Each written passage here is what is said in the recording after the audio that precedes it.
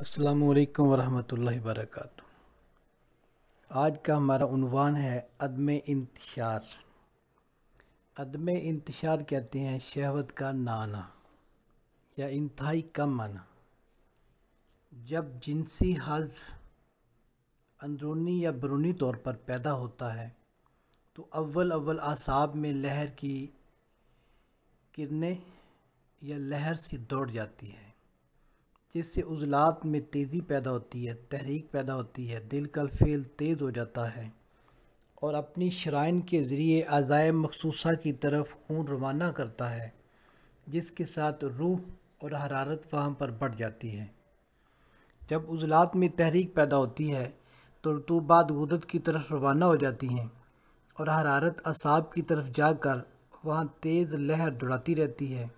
इसमें तहलील पैदा करके इसको एतदाल पर लाती है, मगर उज़लात की तेज़ी से चूँकि गुदत में सुकून होता है इसलिए रतूबात का अखराज बंद हो जाता है। इस तरह कज़ीब में खेज़श बढ़ जाती है तो दिल के फेल में तेज़ी आ जाती है, जिससे दौरान खून की कज़ीब की तरफ ज़्यादती होती है और उज़्व मखसूस अपनी लंबाई और चौड़ाई में बढ़ना और फैलना शुरू हो जाता है, यहाँ तक कि शिद्दत से तन जाता है। इस सूरत में ऊपर नीचे और दाएं बाएं के उज़लात अपनी अपनी जगह खींचकर कज़ीब को इंतशार की हालत में खड़ा कर देते हैं। चूँकि शिद्दत हरारत से गुदत में तेज़ी आ जाती है, इससे मनी पुख्ता हो जाती है।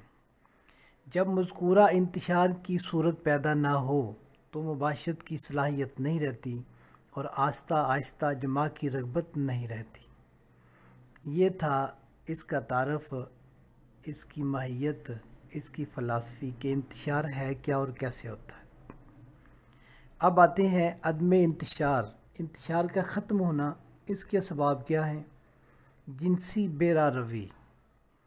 जिनसी बेरारवी का मतलब है कि वक्त से पहले, बलूगत से पहले, जवानी के मुकम्मल होने से पहले इंसान का जिनसी आमाल को सर अंजाम देना, भटक जाना, गुमराही की दलदल में धंसते जाना, इसको जिनसी बेरारवी कहेंगे। और दूसरी इसकी सूरत है कि इंसान मुकम्मल जवान तो है मगर इसके बावजूद वो कसरत मुबाशरत और जिनसी बेरारवी का शिकार हो गया, तो उस वजह से भी ये मसला आ जाता है।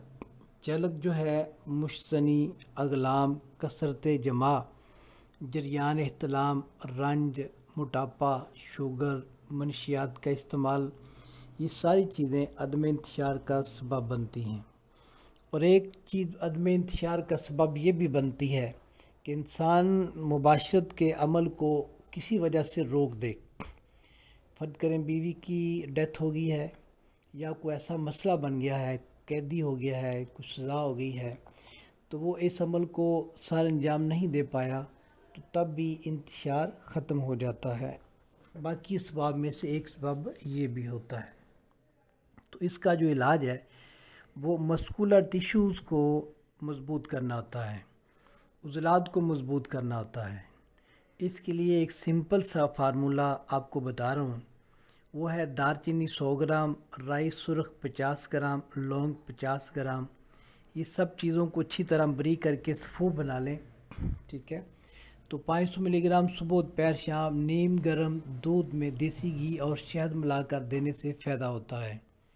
अगर किसी को कब्ज़ है तो पहले रोगन बादाम 50 से 10 मिलीलीटर लेकर कब्ज़ को दूर करें और फिर इसे इस्तेमाल करें।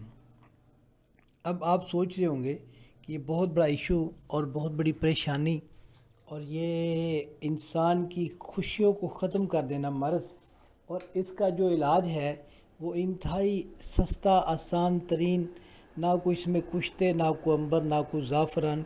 तो जैसे मैंने कहा कि इसका ये जो इलाज है वो है मस्कुलर टिश्यूज़ को, ठीक है, मस्कुलर सेल्स को तहरीक देना, क़ुव्वत देना। तो ये नुस्खा जो है ये काम बखूबी कर लेता है, महंगे महंगे नुस्खा जात की तरफ जाने की ज़रूरत पेश नहीं आती। हाँ, अलबत्ता ये है कि लगाने के लिए तेल जो है जिसको हम तला कहते हैं, ये भी साथ इस्तेमाल करें तो बेहतरीन और फौरी रिज़ल्ट मिल जाता है। वो तला मैं आपको बता देता हूँ। रोगन दारचीनी 40 ग्राम, रोगन लौंग 40 ग्राम, रोगन बैज़ा मुर्ग तोतियाई 80 ग्राम और बेर बूटी 80 ग्राम। ठीक है, अब मैं इसकी तरकीब भी बता देता हूँ वरना आप लोग परेशान होंगे। रोगन बैज़ा मुर्ग तोतियाई ये क्या है, ये 80 ग्राम अगर लेना है तो ये है क्या। तो आपने करना क्या है, हस्बे ज़रूरत देसी अंडे लेकर उबालें, कम अज़ कम 1 दर्जन ले लें। इनको उबाल लें, इनकी जर्दियाँ हासिल करें, सफ़ेदियाँ फेंक दें। फ़ी जर्दी 1 ग्राम नीला थोथा। नीला थोथा 2 किस्म का है।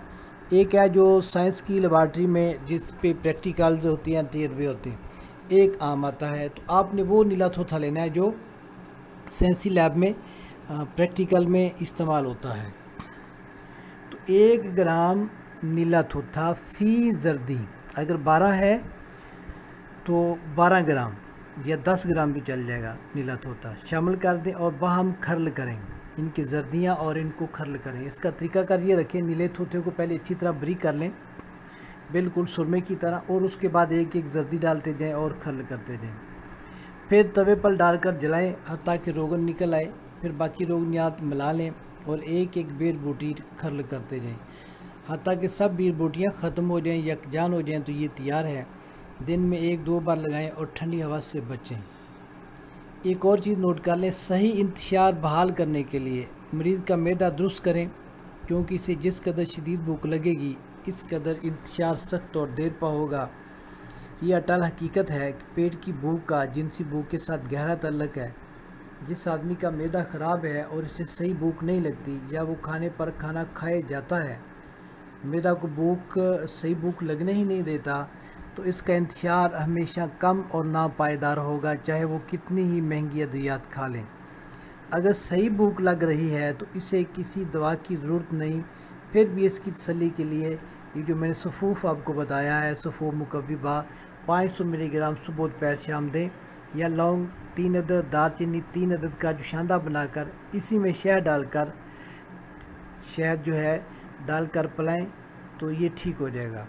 या वो सफ़ूफ़ दें और उसके साथ साथ ये कहवा भी दे दें। कहवा कौन सा, लौंग 3 अदद, दालचीनी 3 ग्राम, और जो पानी है वो 1.25 कप या 1.5 कप डालें।